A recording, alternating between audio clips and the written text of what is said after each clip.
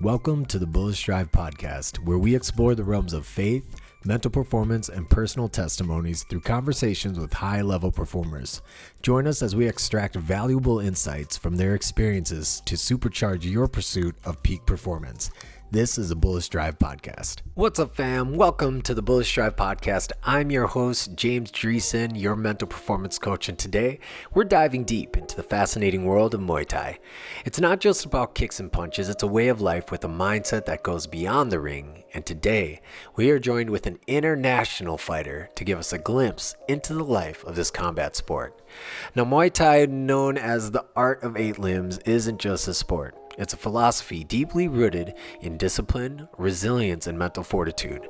So let's unpack the mindset that makes Muay Thai fighters some of the most disciplined athletes in the world. Muay Thai fighters embody discipline. Their commitment extends from rigorous training schedules to maintaining a healthy lifestyle.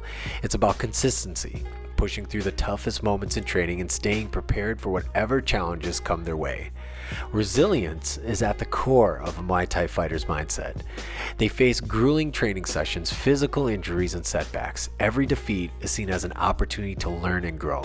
It's about bouncing back stronger and more determined than ever. Muay Thai is dynamic, requiring fighters to adapt to different opportunities, different opponents, and different situations. This adaptability isn't confined to the ring, it spills over into life. Fighters navigate unpredictable circumstances with the same flexibility they show in their fights. The mental aspect of Muay Thai is just as important as the physical. Fighters train to develop mental toughness, staying focused under pressure, controlling emotions, and overcoming fear. This mental fortitude is a valuable asset in facing challenges both in and out of the ring. Muay Thai is often called the science of 8 limbs, emphasizing strategy. Fighters strategically use fists, elbows, knees, and shins. The strategic mindset extends beyond the ring, where a fighter approaches life's challenges with a well-thought-out plan. Muay Thai fighters are perpetual students. They're always refining techniques, learning new strategies, and seeking improvement. This growth-oriented perspective isn't limited to the gym. It influences how they approach life's challenges with a mindset of continuous improvement. Despite their formidable skills, the best Muay Thai fighters exhibit humility. They know there's always room for improvement, approaching each training session and fight with a humble attitude. This humility extends beyond the ring, influencing how they learn from others and stay open to new ideas. Muay Thai fighters take responsibility for their actions and outcomes, whether celebrating victories or analyzing defeats. Accountability is key. The sense of responsibility isn't confined to the ring. It shapes how they approach challenges and setbacks in their personal lives. We can almost think of Muay Thai fighters training to win the competition in all aspects of life. It reminds me of 1 Corinthians 9:24 when it says, "Don't you know that everyone's in the race, but only one wins? So race to win." And Muay Thai fighters really embody this idea of taking all aspects and training to win. So let's buckle up for a journey into the mindset of Muay Thai on Bullish Drive. This episode isn't just about fighting. It's about understanding the principles that make these warriors not just athletes, but architects of their destiny. So I'm super stoked to welcome to the show Josh Lai. Welcome to the Bullish Drive podcast. It's such a pleasure to have you on the show with us today. Yeah, totally, man. So I got into Muay Thai about 5 years ago. I finished my bachelor's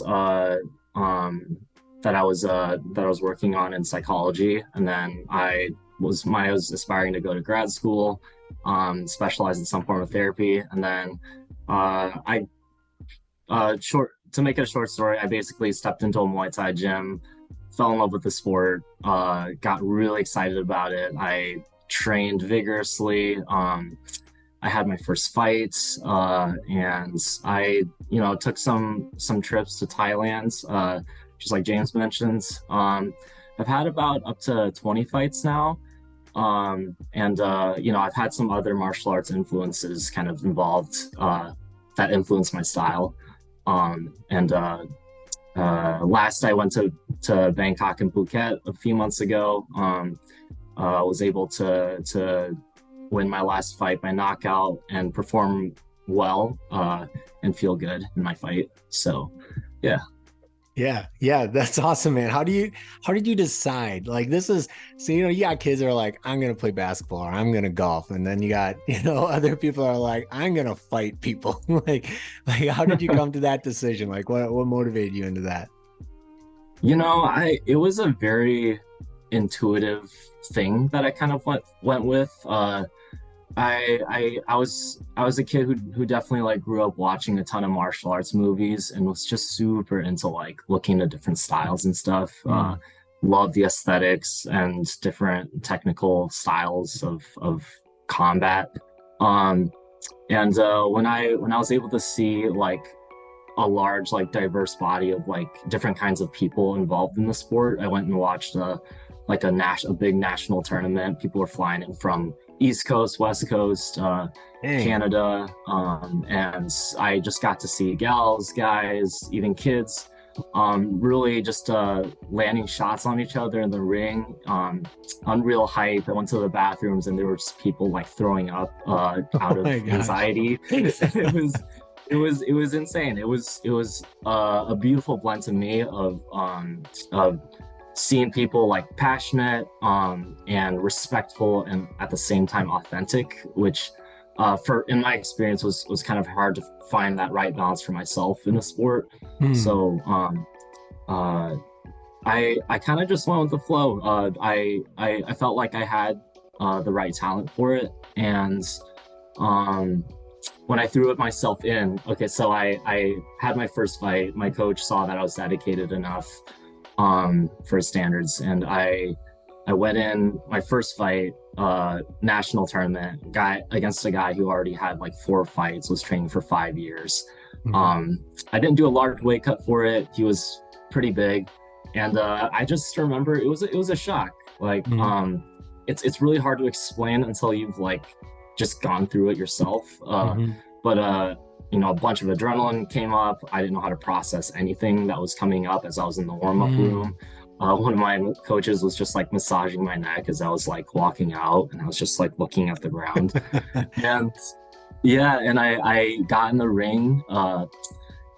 Had this pretty like in my perspective, he was a pretty hulking dude, Hmm. like super jacked. Um, and he had a lot more technical skill in the clinch. And so he Hmm. came into close range with me, landed at least, I think, like 15 knees on me Hmm. in the first round. And I sat down in my corner and I was like, man, like this is insane. How did I get here? So I got humbled through the sport, and when I just kind of saw that shared passion and shared like understanding that everyone's kind of on their journey, it's a very vulnerable thing, I think, to get in the ring and just like and to have your family friends see you get beat up, Yeah. and hopefully throw some of your own. I spent about a week, was pretty depressed, thinking about whether I wanted to do it more, Mm. and I was like, I mean, it's only up from here. I consulted with some of my uh, mentors in the research department I was in for psychology, and they really recommended that I actually just like go out and kind of get some real world experience first. Mm. And so that's kind of how I ended up going along starting that journey at least. Yeah. So Yeah, man, yeah. you mentioned that anxiety piece and so I played rugby for a long time and I would always get kind of that buzz feeling, if you know what I'm talking about, like your skin just kind of like vibrates before the match and stuff.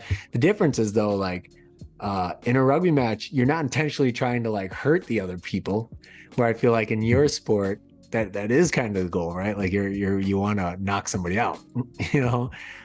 Yeah, So yeah. So what are some of the what are some of those psychological aspects in Muay Thai that just like sets it apart from other sports? when I was in high school, I did different sports like soccer. I did basketball. I did tennis at some point. Swimming. I jumped around, and the closest thing reference point that I had was wrestling. Hmm. Wrestling to me, I got a lot of like kind of like that spotlight anxiety where I was just like, oh shoot, I'm like in a singlet. I'm about to in front of this whole school, and just lots of nerves, definitely pent Yeah. up before. Very sluggish feeling. But Muay Thai is different, and I think in general, like combat sports with that rule set where you can just strike each other like full force. And I think a huge difference is that you're in like kind of an evolutionary kind of way, like lens, like it's like your body's like preparing you to like be in like a combative like situation. It's like, oh, like how do we protect Josh in this situation? And everyone, I think bodies react differently to that. Everyone's kind of got their own self-defense mechanism. After talking with like some teammates, friends, people who've competed for a while, I feel like there's like this, like a spectrum. And I think for some people, they get a really, I think most people get like really, really anxious where like you're at work, you're sitting and you're just thinking about, and you're just like trying to do your job, but you're like, suddenly you just picture yourself in the ring and you're like, oh God, like I did not want to be there in that moment. And so for me, at least, when I try and redirect myself back in the present, I would say like over time, over experience, it's ideal to try and find that healthy balance of anxiety and calmness. Some people start like, under like a little too calm, where they're not reacting as quickly. Some people are high anxiety, and everyone's a little different. Like for some people, maybe they need to be in that state. I had a friend who has ranked second in the US as a female contender, and she has had a lot of difficulties. I'll filter a little bit because I don't know to what extent she wants this public. There's but I think in general there's a lot of people get like panic attacks before. But yeah, kind of going back to the biggest differentiation, I think, is you just feel this adrenaline builds up. Your mind starts to think about it and think about going into the ring. And I was talking with some friends in Bangkok a few months ago, and we were all joking, like, driving to like a venue, a lot of us are thinking like, oh, I hope this car crashes right now. Like, I don't want to sit in there. Oh man. And it's yeah. And everyone's a little different, but I think that that adrenaline dump is big, especially if you're a beginner. And the feeling is more of like feeling lethargic, like you're just slow.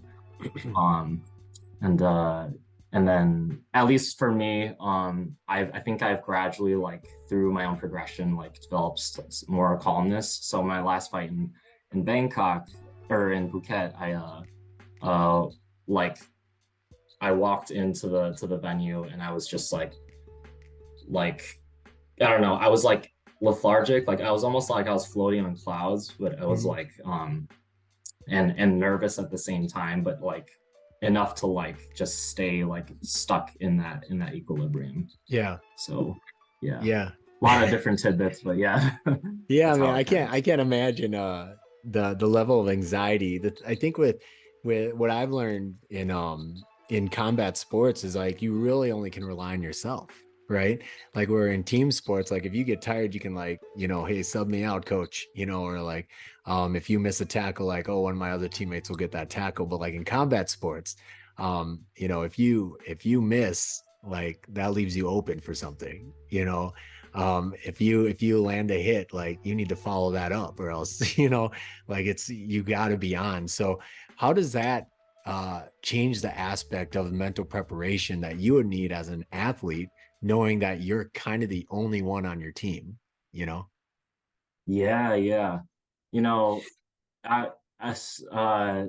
After developing some trust with like my corners, coaches, just knowing how they'll direct me in general, I think for myself, a big part of it is just knowing that throughout my experience, I've tended to be like we've mentioned, like higher anxiety, a little more tense, and that's translated physically in a lot of different ways. Sometimes I've been too like jumpy, like on my feet. And that allowed for me to get caught by punches in the past. There have been times where I would have this like full-blown game plan against like a southpaw or like a taller fighter to chop their leg down. And I would in one of these fights that I'm thinking of specifically, I came in and I just started wailing punches on the guy and just like kicking, like just spamming kicks. How'd that go? Like Mortal Kombat. That, yeah, right.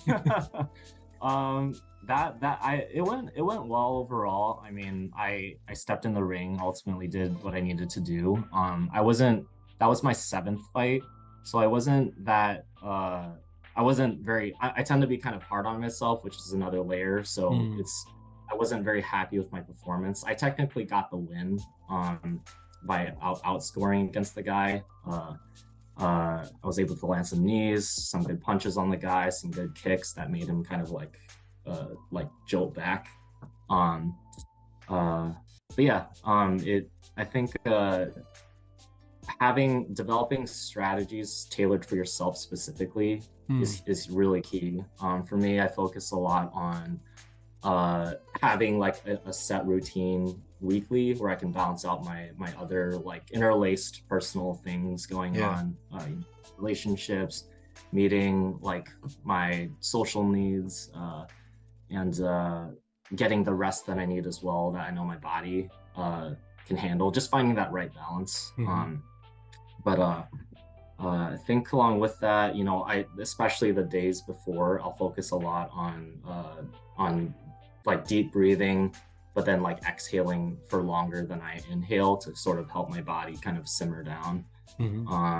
I'll give myself like kind of affirmations, like focus on like, telling myself I've done the work, I've brought myself to a point where I'm in shape. My body feels more like it's ready to react to everything on point and to trust it. And having like a winning mentality, I think, is crucial when having a training camp, because that's ultimately what you're gonna kind of extrapolate into the ring, right? We do something at my gym, at least. I won't go too deep into detail, just in case I'm not sure how open everyone is about that. But I think with most gyms, we do pressure tests. There's pressure tests, so like it could be hard sparring. It could be like a Shark Tank where like you have people sparring against you or clinching you, but they're like all on you. It's all focused on you. So like you're getting new bodies like just constantly, and you're just like suffocating. But you're like, okay, my body's just gotta get through this. I gotta get through this somehow.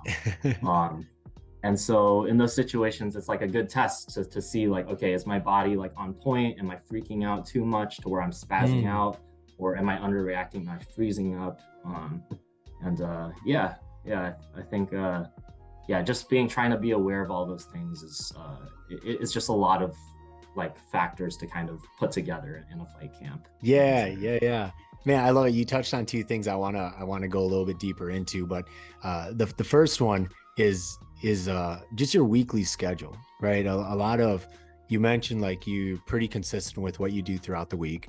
One of the first things I ask my athletes when I start working with them and we go into like organization and commitment is, show me your planner, right? Like if they can show me their planner and actually show me what their planned out week is, then okay, let's hit the ground running. But a lot of people don't realize that when you create consistency, it's actually better for your mind and body.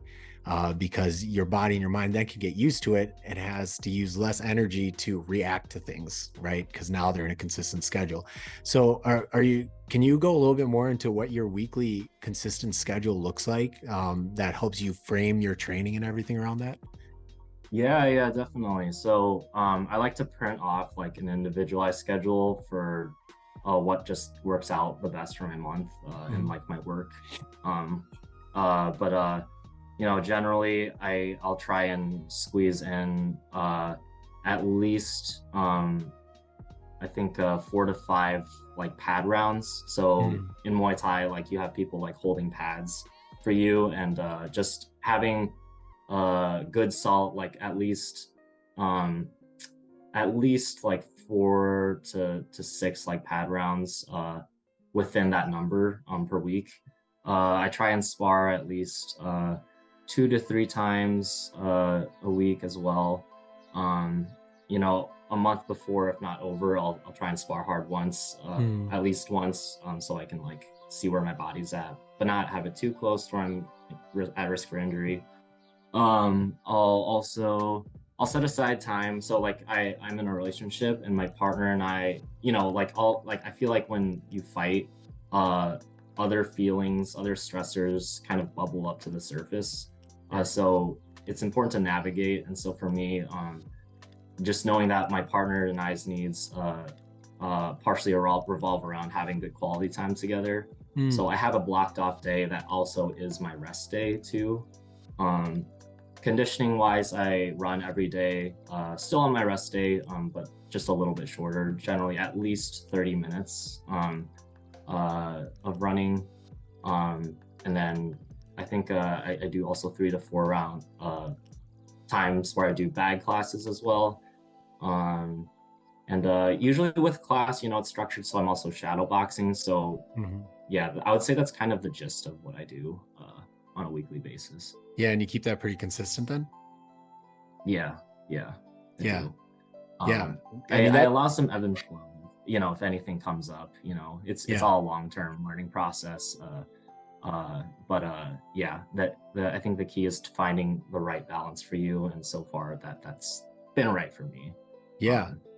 I think the greatest sign, at least for me, is last summer I had a fight camp that I feel like was my best because it just completely flew by. Like I was happy. I was like, you know, I was training regularly. I didn't feel burnt out. And the time just flew compared to all of my other fight camps. So yeah. I mean, it sounds intense, man. Your weeks sound intense. Now, did you jump straight into that schedule, or was that something you built up? So I moved here from Iowa, and in Iowa, we generally had like 4 classes like per week at my older gym. So I would try and run outside of that. It was just kind of a little less, not that I'm like super aware of what's needed from a sports science aspect, like in terms of conditioning, but like I was a little more unrefined back then, where I would run like 10 miles and then I would burn out, and then I would run 6 miles after like being out for like 2 days. Yeah. And so I started with like a crazy hard like intentionality of working hard, but not knowing how to manage it. So when I moved up to Minnesota, the gym I'm at now has a lot more classes, and that's great because it gives me more opportunities to fit those in, more flexibility. So I think when I moved to Minnesota, I had my first fight, realized I wasn't, you know, as consistent as I wanted to be. I kind of threw myself in a situation in my life where I was just like, okay, this is not ideal, but I still want to fight, I want to get better, and get that experience. So I, after about 2 fights, after I moved up to Minnesota, I started to realize, okay, I think this is a really important aspect of my regimen is having like a physical, like weekly planner that I'm constantly like working to improve on fight camp by fight camp. That's good, man. And the other thing you mentioned too is just like the emotions. Like, how do you keep that in check and everything? And I remember growing up, you know, my coaches would be like, if we were losing, they're like, "Are you angry? Like, get angry, use that energy," you know. And I'm discovering like that's crappy coaching, coach. Like, don't tell your team to get emotionally unstable during a game that they're losing. Like, it's just gonna go downhill. So how do you manage that in a high anxiety fight? Like, because throughout the fight, I'm sure you're kind of ebbing between like, oh, I'm winning, or oh, I need to step up, or oh, I'm fearful, or now I'm angry. You know, how do you manage that throughout a fight? What skills do you use in your fights to keep fighting at the best that you can? So it's kind of changed over time. I think I've something about that's really correlated with like better performance for me is just improving my ability to be kind of mindful as I'm at that balanced place of being like calm and also like, you know, anxious as well. And I think for me, saying out loud to like my corner when I'm in between a round of like, oh, I'm feeling anxious right now. Like, oh, I'm worried about this. I'm worried about gassing out. Helps me in that moment because I've been fortunate where I've had good meshes of corners and coaches who give me feedback that help kind of reel me back in. Um, and I think taking long, deep breaths tends to be forgotten quickly. And that's really important in between rounds as well. It's kind of a way to just recenter yourself back in, getting oxygen back in your kind of throughout your your body as well. Mm-hmm. Um, uh, I think for me it's been more of a relational kind of dimension. So, I've had coaches like change their style with me. So like I had a coach, I've had coaches who like yelled at me before. Um, but I think that was a little bit correlated to me like spazzing out or not making as many technical decisions. Um, and I do think it's important. That's where the team aspect of fighting like really comes in, is having good coaches, having good teammates that you can talk to, and kind of process throughout your fight camp. What am I going to focus on my mindset with intentionality? That's so good. In the community, do you get to choose your coaches? I train at Striking Institute, and I've I chose the gym mainly because of the culture. I felt like people were generally open about mental health topics. People were pretty tight knit, and it was a very relational gym, and it just fit the vibe for me. So for me, it ultimately is like which coach in the gym is available, like to come corner you at the event. But I generally trust all of my coaches at my gym. So I got you. Yeah. So what are there any other mental dynamics that you've kind of encountered that you weren't ready for when it came to fighting? That was just different. That's something that you had to kind of adjust and learn to do. Is there any other mental dynamics of the competition that you think would be helpful for us to know? yeah, I think for me, learning to trust my body has been huge in fighting. And I think learning how to bring the intent, like little micro intentionalities into like shadow boxing or sparring or hitting pads, has been really helpful for me. I think, when I was younger and starting, a lot of anxiety came about from like self-trust. And I think for me, putting myself in new situations during chaotic times of my life, and having those diverse experiences really helped me. Last year, I threw myself into my first boxing fight. It was almost like having my first fight all over again. Boxing is not a specialization I've generally used in my style of Muay Thai. So it was very new for me, and I only had like one boxing lesson technically before. Wasn't the most ready, but at that time of the year, it was just like the best time to really squeeze it in. And and I've done other things. Like last year, I also took a 24-hour notice fight against a really game opponent, someone who I ideally would want to have fought through a really like solid fight camp. But again, I walked in and I was like, okay, like I received the message about the offer. It's the Friday before. It was actually my birthday that day. And I was like, you know what, like, I want to make this work. I'm really excited for it. It just feels right. I've never fought a 24-hour notice fight before. I got knocked down twice in that fight, in the first rounds. And what I discovered was I was able to stand back up and still perform, even though, I was a little more gassed out. I wasn't as mentally prepared. And I was still able to land some solid blows against my opponent and keep a solid pace.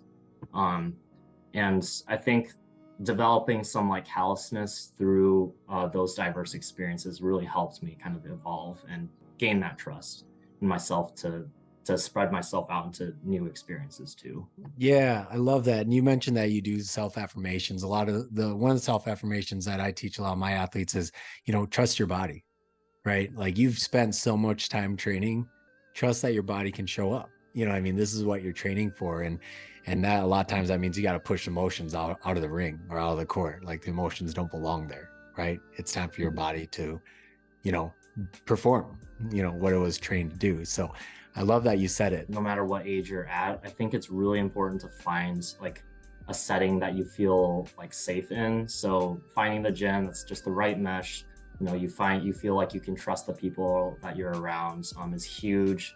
Developing a sense of community, I think is really important for that.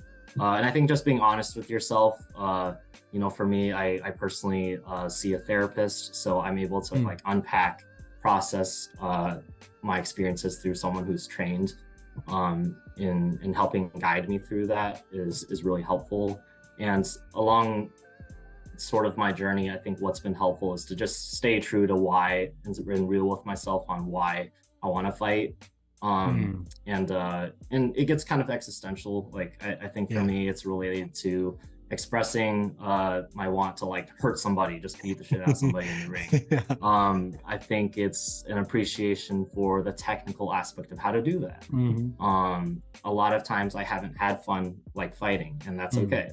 I think part of that is building me up towards that trajectory and ability to just use that to also then travel to different countries, fight people of different walks of life, and to kind of explore that diversity as well. So that's kind of where I'm at, and I really encourage people to just dive in, be real with themselves, allow themselves to feel what they feel, and kind of build that self-narrative.